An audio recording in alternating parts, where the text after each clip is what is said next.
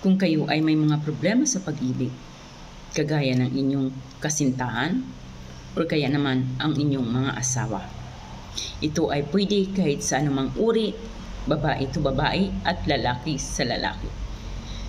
Sinasabi ko po sa inyo, gamitin po ninyo sa tama ang orasyon na ito.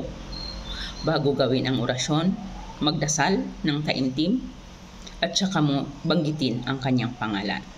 Pagkatapos mong banggitin ang kanyang pangalan, ay isunod mo ang orasyon ng 3 beses. 3 beses mong babanggitin ang ating orasyon habang nakatitig sa kanyang larawan.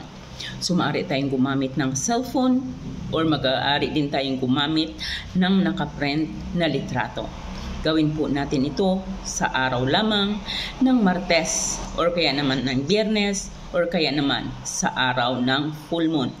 Huwag paglaruan sapagkat kapag ito ay iyo lamang paglalaruan, maray balik ito sa iyo na tinitiyak po sa inyo.